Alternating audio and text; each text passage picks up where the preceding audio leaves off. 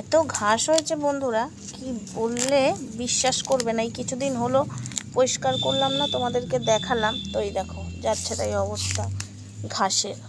এগুলো হলো জঞ্জাল, যেমন ওয়াইটিতে জঞ্জাল আছে, খুঁটে খুঁটে পরিষ্কার করতে হচ্ছে আমাদেরকে একদম দেখে দেখে। আর যদি পরিষ্কার পরিচ্ছন্ন না করা হয় না, খুব বার বাড়বে। এই যে এগুলো যদি পরিষ্কার না করি বন্ধুরা, একদম যাচ্ছে তাই অবস্থা হবে।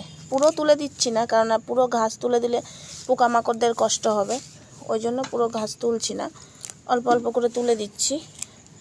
আবার লোক দিয়ে যখন পরিষ্কার করাবো, তখন এই গাছের গোড়াগুলো আছে না, গাছের গোড়াগুলো যদি একটু পরিষ্কার না করে দিই না, খুব বার বাড়বে। অনেকের যেমন দেখবে গাছটাই জঘন্য বলে তার ডালপালাগুলো, ছানাপানাগুলোও অসভ্য হয়। এই যে দেখতে পাচ্ছ না, কিছু ওয়াইটিতে সব সতীগিরি করছে, কিন্তু অ্যাকচুয়ালি এদের বাড়ির যে মেন গাছ, সেই মেন গাছটাই হলো নোংরা ছিল। ওই জন্য বাবা, আমার যে প্রকৃতি গাছ, সেই গাছটা পরিষ্কার করে রাখি বাবা। যদি ফুলটা ঠিকঠাক না দেয়, তাই গাছের গোড়া থেকে ঘাসগুলো উপড়ে দিচ্ছি একদম বন্ধুরা। এই দেখো অনেকটা উপরে ফেলে দিয়েছি, আর এই যে কিছুটা রয়ে গেছে, তাই তোমাদের সাথে একটু শেয়ার করছি। গাছের গোড়া যদি ঠিক না থাকে না, সে ডালপালাগুলোও ঠিক হয় না। ওয়াইটিতে না এলে জানতে পারতাম না। ওই জন্য বাবা, আমার গাছের ডালপালাগুলো আমি পরিষ্কার করব বলেই গোড়াগুলো আগে পরিষ্কার করে দিচ্ছি, যাতে না জ্বালায়। গোড়া থেকেই পরিষ্কার পরিচ্ছন্ন রাখলে কি হয় বলো তো, ডালপালাগুলো গাছের ভালো পরিষ্কার পরিচ্ছন্ন হয়। ঠিক বলছি না বন্ধুরা? আমি যদি কোথাও ভুল বলে থাকি, অবশ্যই কমেন্টে জানাবে। সকাল সকাল এটা তোমাদের সাথে শেয়ার করলাম। এই গাছের গোড়াগুলো আগে পরিষ্কার করছি। প্রচণ্ড এই দেখো এতগুলো ঘাসের তুললাম গোড়া থেকে, এতগুলো আমি তুললাম। পুরোটা কি আর তুলতে পারি? পুরোটা তুলতে পারবো না। এই গাছের গোড়াটাও একটু পরিষ্কার করে দিয়ে দেখো, ফুল দেয় কত সুন্দর, দেখতে পাচ্ছ ফুলের কুড়িগুলো। তাই গাছের গোড়াটা পরিষ্কার করে দিই, তাহলে আরও সুন্দরভাবে ফুল দেবে। এখানে অপরাজিতা গাছের গোড়া এক গাদায়, দেখো অপরাজিতা গাছের গোড়াগুলো দেখছো, লতিয়ে লতিয়ে। এবার কোনটা গোড়া আমাকে দেখে দেখে তুলতে হবে, তাই এখন দেখে দেখেই তুলছি। এই দেখো কত নোংরা গাছের গোড়াতে, দেখতে পাচ্ছ? পরিষ্কার পরিচ্ছন্ন যদি গাছের গোড়া না রাখা হয় না, ওই যে ফার্স্টেই বললাম, গোড়া যদি ঠিক না হয় তো ডালপালাগুলো খুব খারাপ।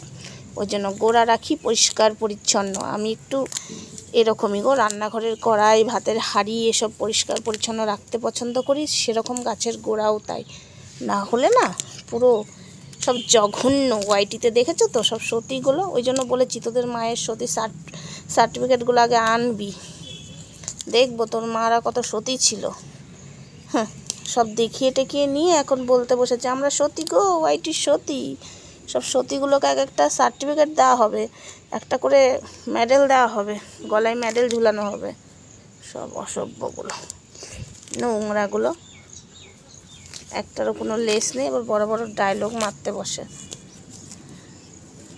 পরিষ্কার পরিচ্ছন্ন যেগুলো আছে না, যে একটু একটু, ওইগুলোকে একদম গোড়া থেকে ছেটে দেবো। চাপ নিস না, তোদেরকে পুরো গোড়া থেকেই ছেটে দেবো। তোদের মা বাবারা তো পরিষ্কার পরিচ্ছন্ন করতে পারেনি, অ্যাকচুয়ালি তোদের মা বাবাদেরই তো গোড়া ঠিক ছিল না, তারপরে তোদেরও গোড়া ঠিক নেই, তাই তোদের এই অবস্থা।